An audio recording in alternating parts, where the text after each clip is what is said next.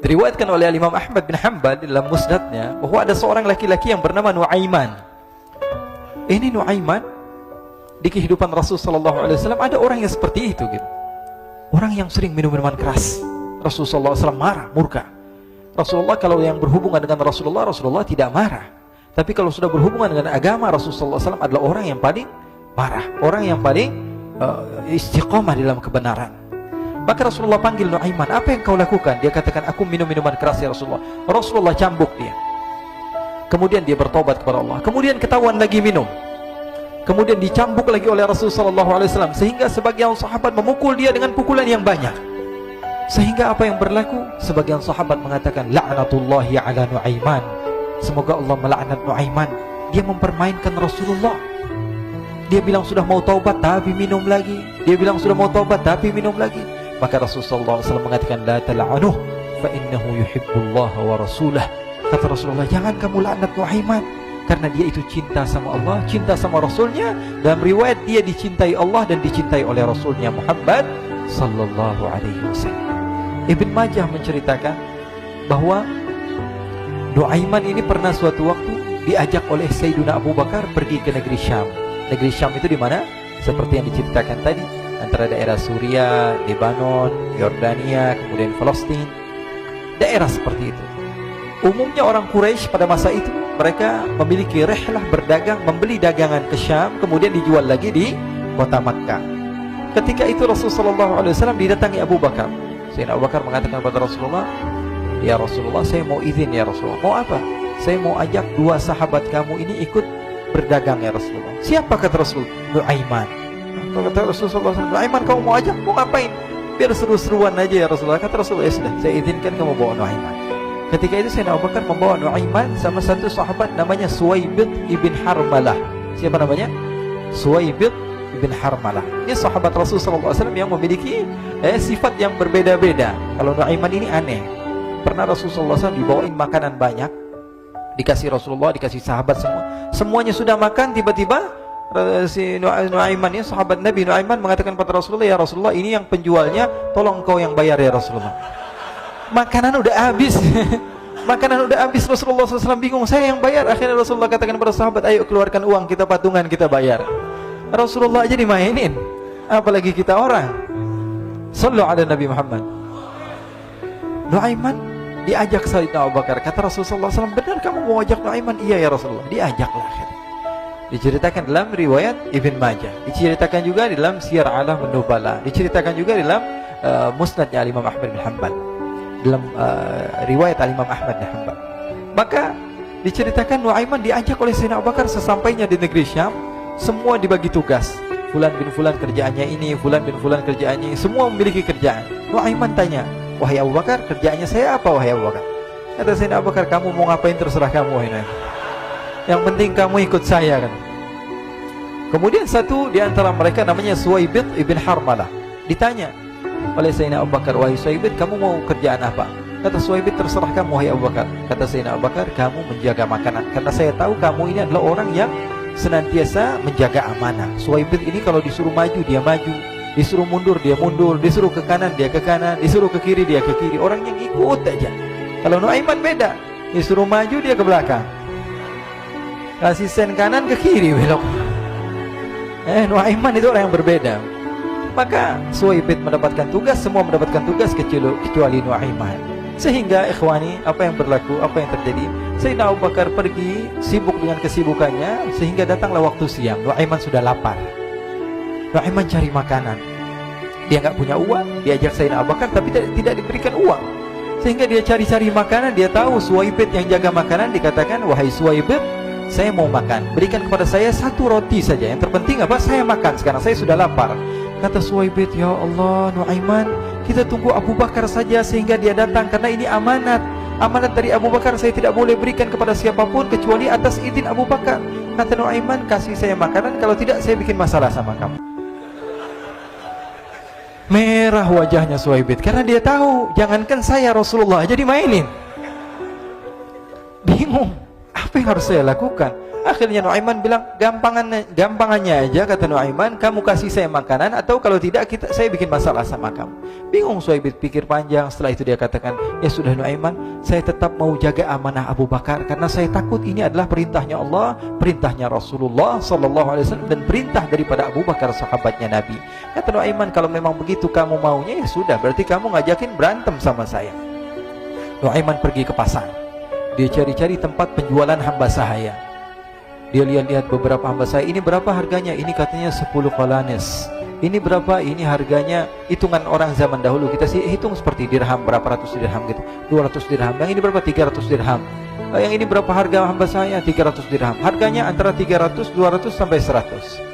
Kemudian Nuaiman mengatakan kepada penjual hamba sahaya tersebut, saya punya juga hamba sahaya, tapi saya jual cuma 20 dirham saja, murah. Apa benar ada hamba saya harganya segitu? Iya, karena dia punya aib, ada kekurangan. Apa?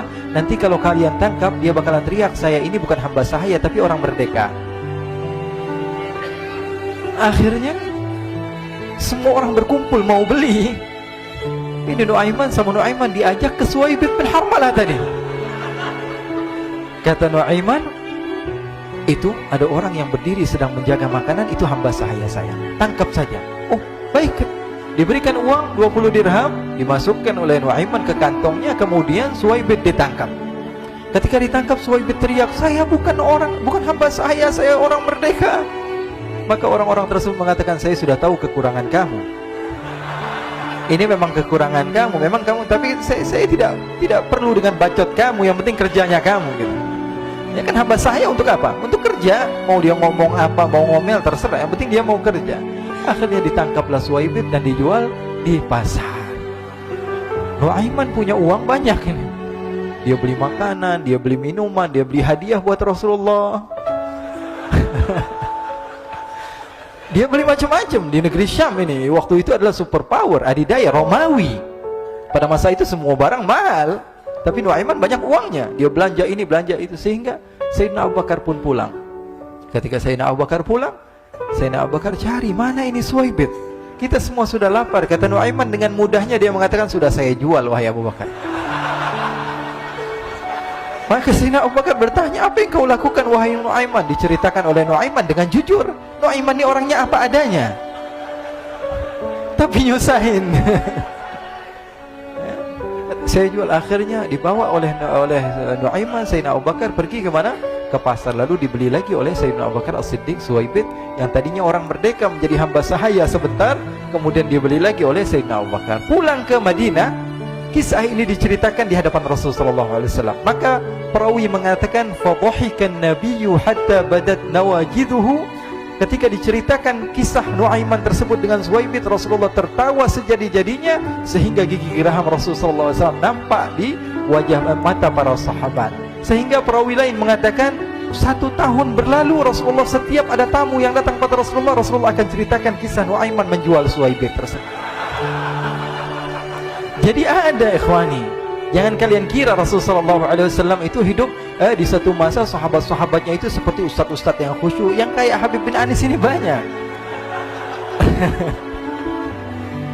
Bahkan ikhwani, mungkin di akhir karena masanya sudah habis, pernah suatu waktu Rasulullah SAW didatangi asyraf, delegasi dari beberapa negara yang ingin mengenal apa itu agama Islam.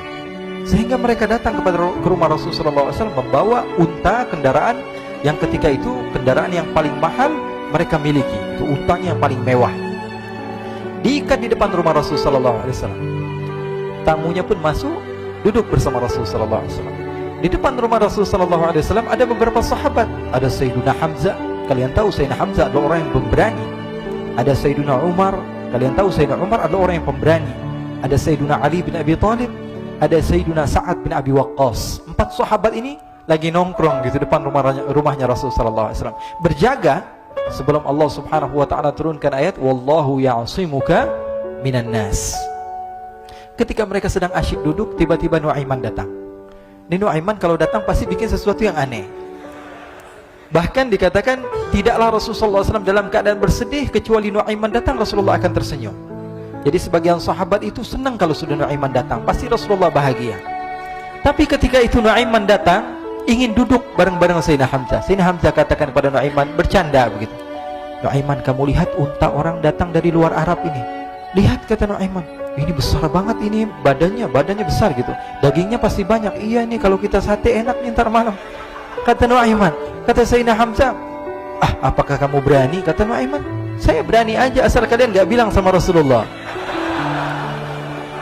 Kata Sayyidina Hamzah, benar wahai Nuaiman, benar kan? Akhirnya Sayyidina Hamzah lupa masalah itu, cuma bercanda-bercanda saja. Sayyidina Hamzah lagi asik sama Sayyidina Umar, Sayyidina Ali. Tiba-tiba apa? Ternyata ketika dia melihat unta tersebut sudah pisah antara kepala sama badannya. Nuaiman mengatakan, wahai Hamzah, ini unta saya sudah potong, saya mau pergi sebentar. Kalau Rasulullah cari saya, tolong jangan beritahu di mana saya. Nanti kalau keadaan sudah aman, mari kita nyate bareng-barengan. Ini ada yang seperti itu di zaman Rasulullah SAW. Maka dia pun berlari dan berlari mencari satu tempat supaya Rasulullah SAW dia selamat daripada Rasulullah SAW. Sehingga Sayyidina Hamzah bingung, ini kalau Rasulullah keluar gimana? Ada Hamzah Asadullah, ada Ali bin Abi Thalib, ada Umar, gak bisa jaga kendaraannya, tamunya Rasulullah Sallallahu Alaihi Wasallam. Akhirnya benar apa yang terjadi, ikhwani. Rasulullah SAW tamunya mau pulang. Ketika dia buka pintu, tamu melihat apa? Untanya sudah begitu. Mereka teriak, wa naqatah, unta kami wahai Muhammad. Baru mau kenal Islam, unta kami, kendaraan kami sudah dibuang. Rasulullah SAW lihat Sayyidina Hamzah, lihat Sayyidina Ali. Mereka gak bisa ngomong, mereka hanya bilang apa? Nuaiman ya Rasulullah. Rasulullah perintahkan Sayyidina Umar, wahai Umar, sekarang kamu ambil uang, kemudian kamu gantikan, kemudian kamu berikan 2 kali lipat daripada harta unta ini, sehingga apa?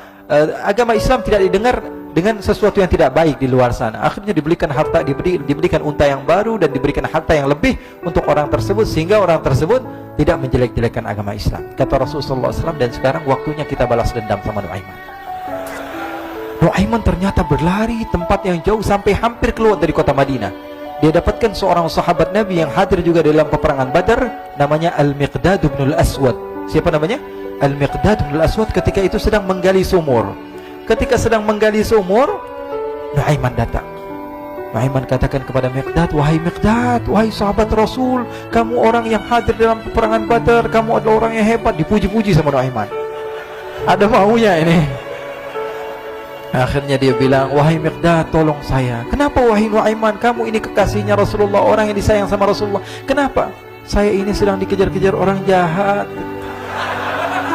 Tolong selamatkan saya. Saya pengen masuk ke dalam sumur, boleh atau tidak? Kata Miqdad, siapa yang mengejar kamu? Pokoknya saya dikejar sama orang-orang. Kamu mau atau tidak selamatkan saya? Ya sudah, selagi kamu itu adalah sahabat Nabi, silahkan kamu masuk. Masuk akhirnya Nuaiman ke dalam sumur tersebut. Lalu Nuaiman mengatakan, wahai Miqdad, dia keluar lagi. Nanti kalau ada yang cari saya, tolong jangan beritahu saya di dalam sumur ya. Kata Miqdad, baiklah. Kata Nuaiman, siapapun yang bertanya tentang saya, kamu tidak akan kasih tahu? Iya kan? Walaupun Rasulullah yang tanya saya? Katanya, enggak mungkin Rasulullah datang ke tempat sejauh ini. Iya, walaupun Rasulullah. Akhirnya masuk Nuaiman. Setelah beberapa menit, Rasulullah dan rombongan benar datang. Miqdad bingung ini. Ini kenapa Rasulullah datang ke RW kami ini? Ada apa ini Rasulullah sampai sejauh ini? Ditanya, ya Rasulullah, ada apa ya Rasulullah? Kata Rasulullah, saya cari Nuaiman. Di mana Nuaiman? Innalillah, kata Miqdad. Nggak dijawab ini Rasulullah. Kalau dijawab saya ingkar janji. Akhirnya apa dia katakan? Wahai Rasulullah, mata saya tidak memandang kepada Nuaiman, tapi tangannya nunjuk ke dalam sumur. Sahabat. Apa dia bilang? Mata saya tidak melihat kepada Nuaiman, tapi tangannya nunjuk ke sumur. Akhirnya dibuka sama Rasulullah, Nuaiman muncul. Kata Rasulullah, Nuaiman, kamu bikin malu saya, wahai Nuaiman. Ya Rasulullah, yang bersalah bukan saya, tapi orang yang mencari saya bersama kamu ya Rasulullah. Akhirnya Rasulullah nengok siapa, ternyata Nuaiman sudah lari kabur. Sallu ala Nabi Muhammad. Kisah-kisah seperti ini sebenarnya banyak sekali ya. Ini menunjukkan kepada kita bahwa kehidupan Rasulullah itu begitu indah. Rasulullah SAW, kalau kamu mau menjadi orang yang baik, contoh Rasulullah. Mau menjadi bapak yang baik, contoh Rasulullah. Mau menjadi pemimpin peperangan yang baik, Rasulullah. Mau menjadi murid yang terbaik, contoh Rasulullah. Bagaimana akhlak Rasulullah. Mau menjadi suami yang baik, contoh Rasulullah. Dalam segala hal, apapun itu, Rasulullah SAW adalah makhluk yang paling terbaik.